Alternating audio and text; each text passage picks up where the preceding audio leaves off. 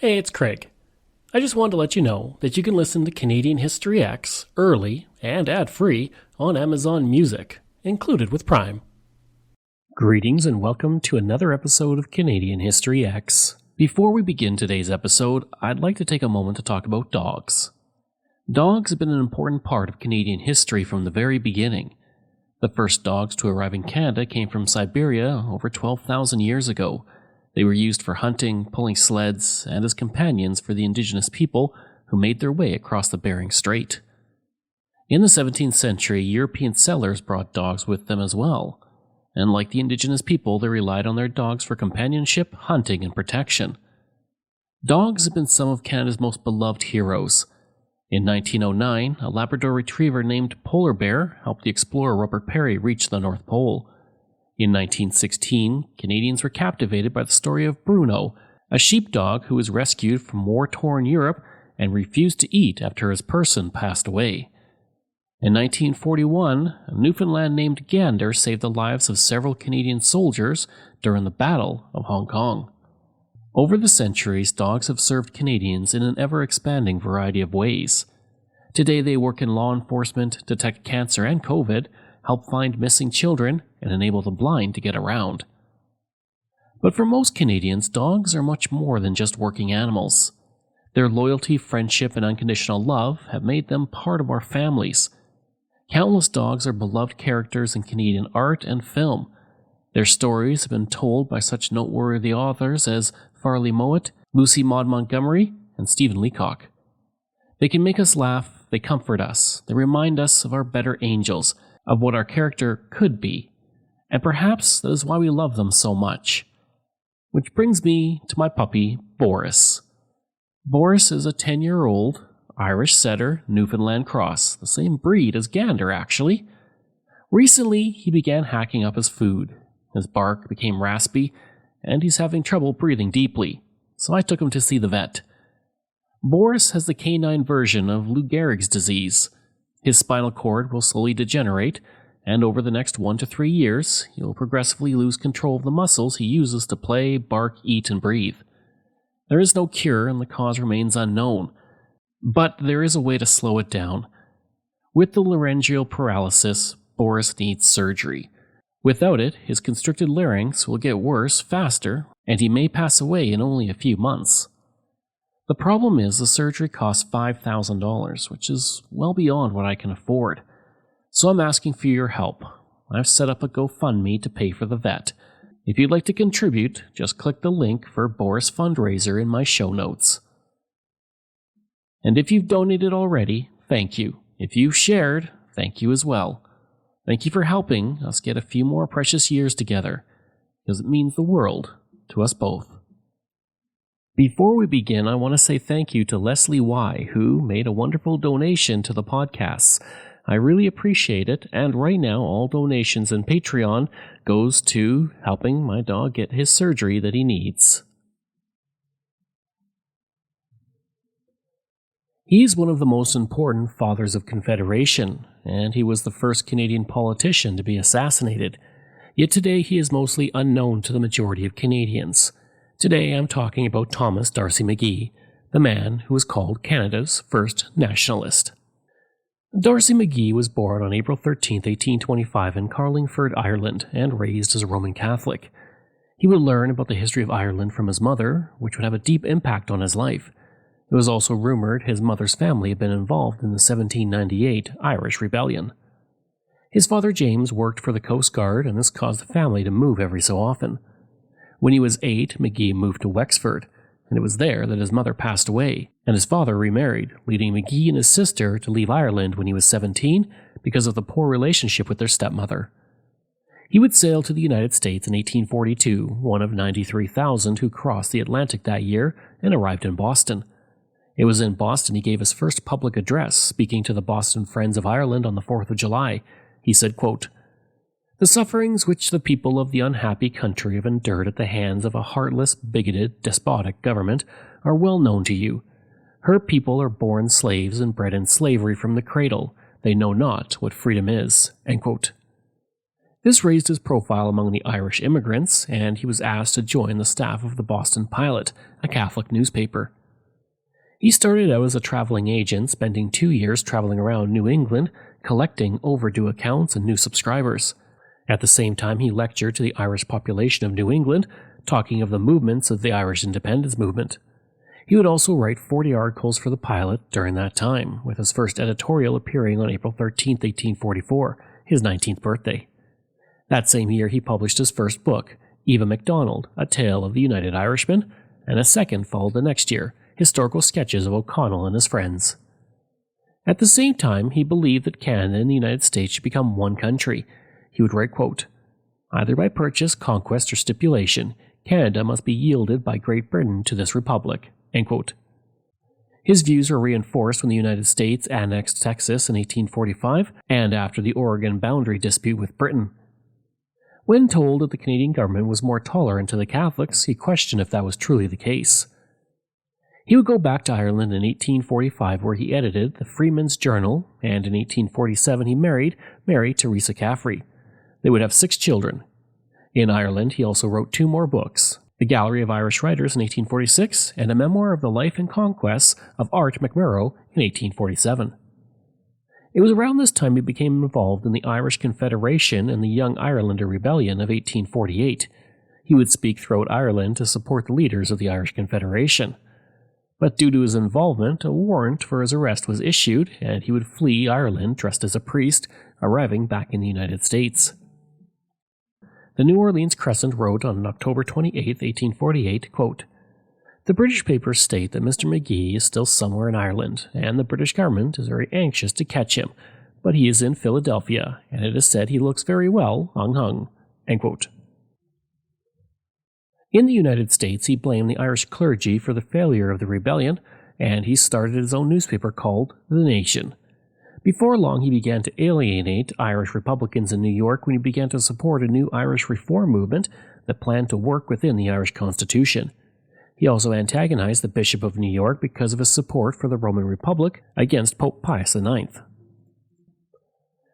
Due to the opposition towards him, he left New York in 1850 and moved to Boston, where he started the American Celt, an adopted citizen newspaper. He would tour through the United States giving speeches about writings. The Washington Sentinel wrote, quote, "The saloon was well filled, and he was listened to with marked attention, all evidently concurring in the ability in which he handled the subject. Well may Ireland be proud of her many gifted sons." End quote. In 1851, he published A History of the Irish Settlers in North America as a means to show the contributions the Irish had made to North America. And he continued to make speeches around the United States about the Irish and their impact on the country. In Portland, Maine, on November 18, 1851, the Portland Press-Herald wrote, quote, "Mr. McGee, on rising and throughout his address, was warmly and repeatedly cheered. He gave an interesting account of the 6 gentlemen whose liberation was asked." End quote.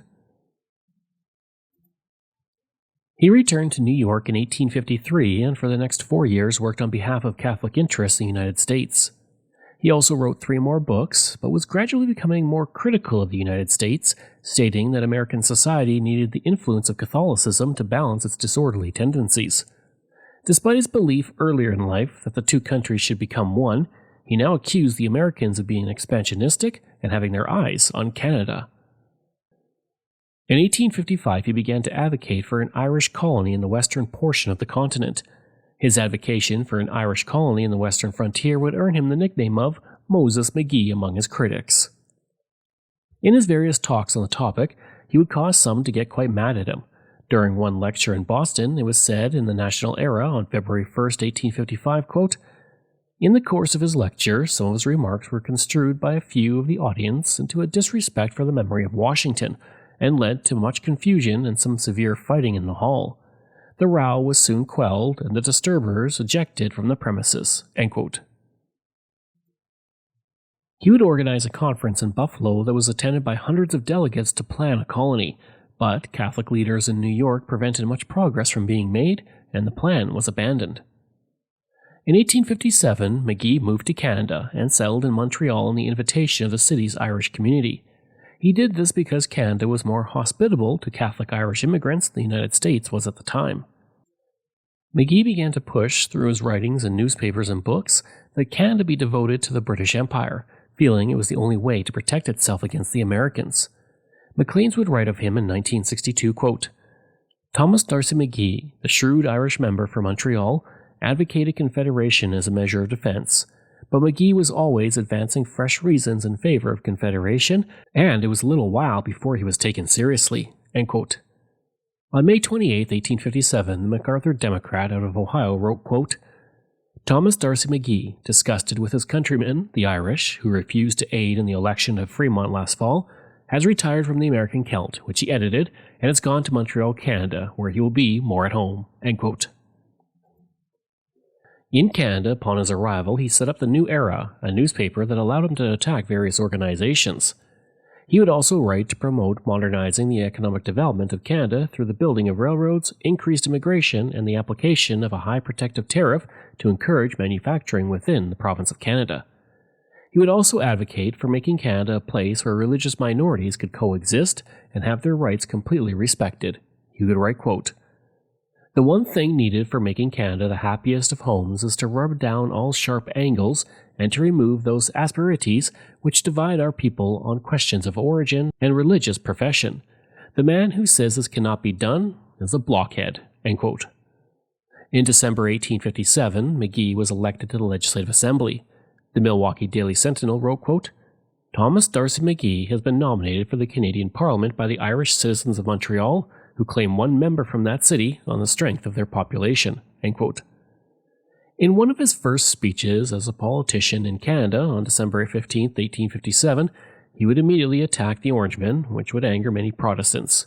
He would say, quote, The existing ministry, I'm sorry to be compelled to say, are acting in a great degree under the dictation of the Orange Confederacy. The new Prime Minister has officially been approved by the Grand Lodge as a habitue of the conclave, a legal advisor of their courses, and a warm advocate of theirs by the Act of Parliament, end quote. 3 years later, he earned a law degree from McGill University.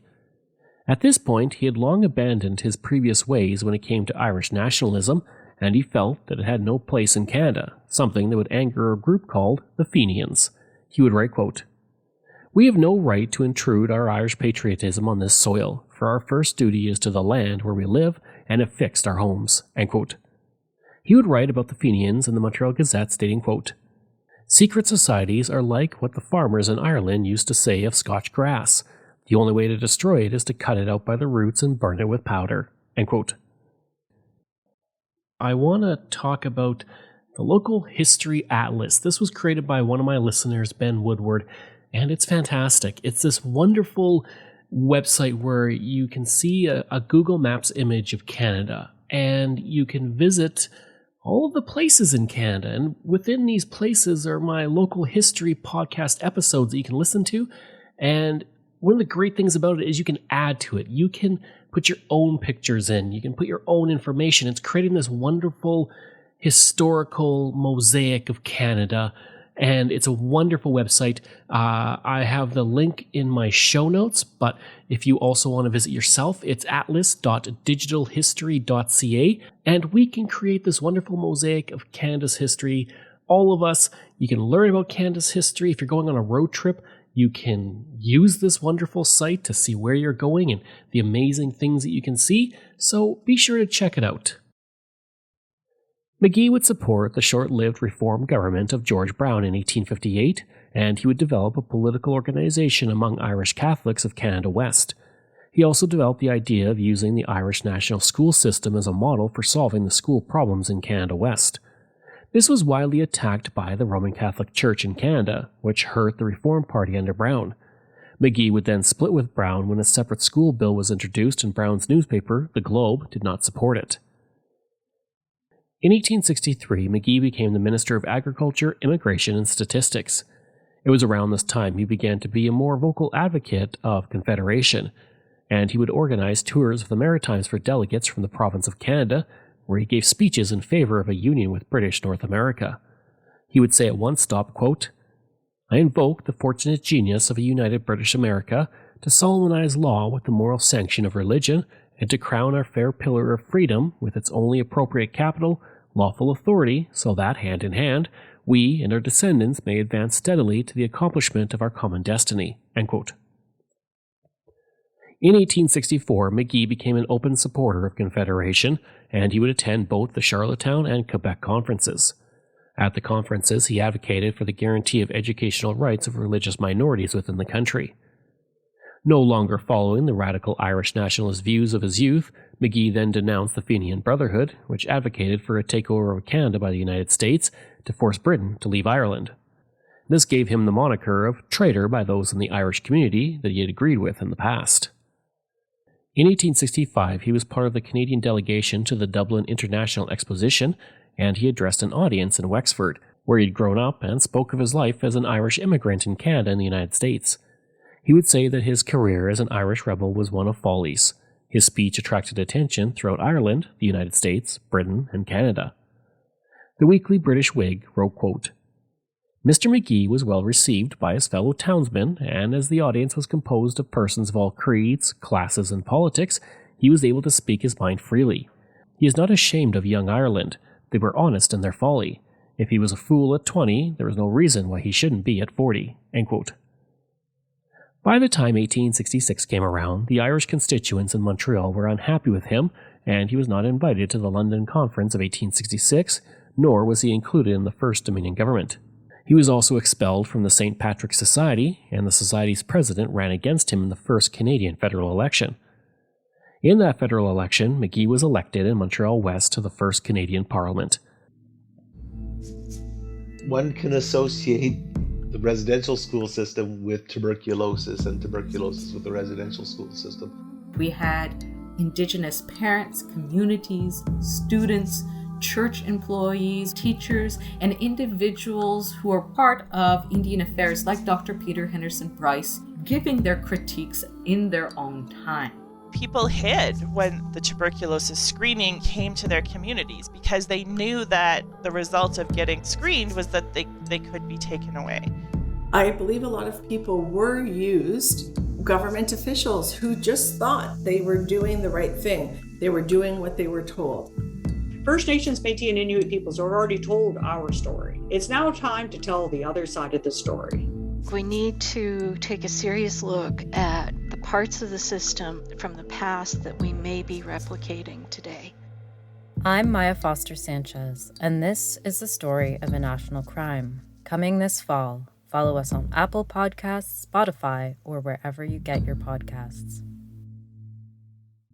Despite winning his seat, he wanted to leave politics, and Sir John A. Macdonald promised to give him a civil service post. McGee also wanted to put his attention to literature and Canadian history. Unfortunately, it was not to be. On April 7, 1868, McGee was shot outside his Ottawa home.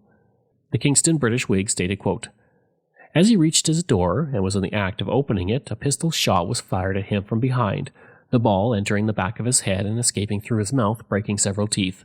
His lodging housekeeper, who was up, alarmed by the shot, opened the front door when Mr. McGee fell heavily into the entrance, quite dead." End quote.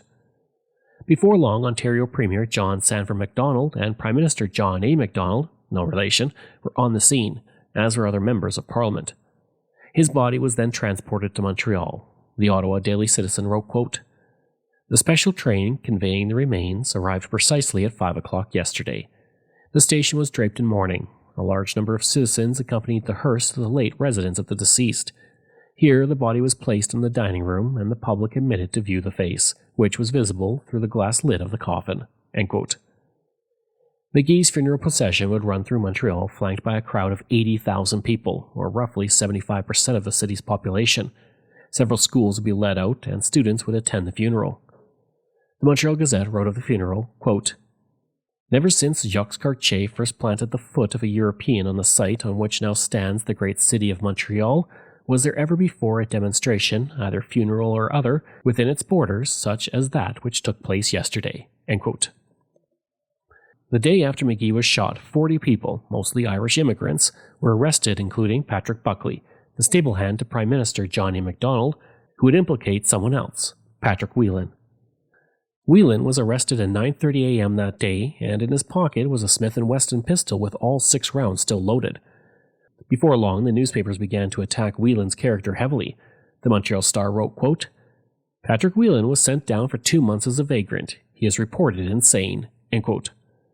Whelan had come to Canada from Ireland in 1865 and worked as a tailor in Quebec City and actually fought as a volunteer against the Fenians, but his actions led some to believe he had sympathy for them, and he was arrested but released without charge. He would move to Montreal in 1867 and married a woman named Boyle, who was 30 years older than him and a member of the upper class. On December 31st, 1867, Whelan had apparently gone to the home of McGee and warned him that people were plotting to burn the house down in the middle of the night. He was given a note to give to the police station relating to the alleged arson attempt, which he delivered at 4:45 a.m. in the morning. On March 17, 1868, he would also serve as the assistant marshal of the St. Patrick's Day Parade in Ottawa. The main evidence against Whelan was a witness named Lacroix, who pointed him out as the murderer. The Ottawa Daily Citizen wrote, quote, "He was taken to the county jail and there picked out the prisoner Whelan as the murderer from a party of some 15 persons, all of whom were strangers to him." End quote. The sheriff named Powell had made Whelan dress himself in the clothes he had apparently been wearing the night of the shooting before he was identified by Lacroix.